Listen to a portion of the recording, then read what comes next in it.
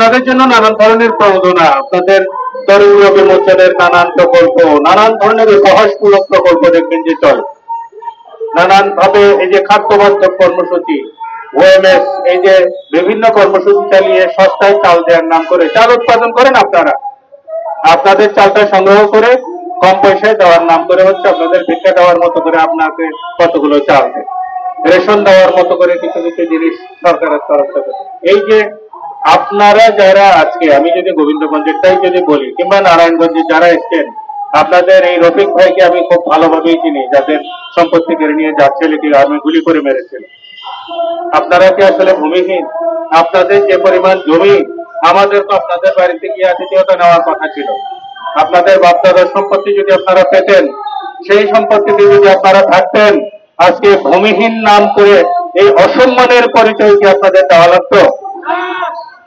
বাংলাদেশে ভূমিহীন থাকবে কেন? সরকারের 2016 সনে আমার পরিষ্কার করে মনে আছে, সরকার ঘোষণা করেছে যে কোনো ভূমিহীন থাকবে না। যদি আপনারা ভূমিহীন কাউকে পান, গ্রামাঞ্চলে কতটুকু জমি দেবে, শহরাঞ্চল হলে কতটুকু জমি দেবে, তার সুনির্দিষ্ট একটা নীতিমালাও হয়েছিল এবং সেটা বাস্তবায়ন হয়েছে অনেকাংশে। কিন্তু এই সমস্ত কথাগুলো বলার পাশাপাশি আপনাদের জমি কেড়ে নেওয়ার পরিকল্পনা, জমি কেড়ে নেওয়ার প্রকল্প সমান তালে চলেছে।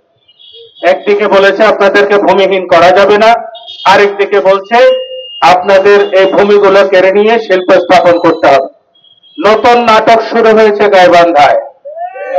ইপিজেড করতে হবে বলে এমন একটি শ্রেণী, এমন একটি পরিচয়ের, রাজনৈতিক পরিচয়ের ব্যক্তিরা এখন দালালি ধান্দাবাজি শুরু করেছেন, যেটা আমাদের ইতিপূর্বে কল্পনাতে ছিল না। গত সরকারের আমলেও কিছু ধান্দাবাজ, কিছু এরকম সুযোগ সন্ধানী ব্যক্তিরা কিন্তু তখনও ইপিজেড করার দাবি কিন্তু তুলেছিল।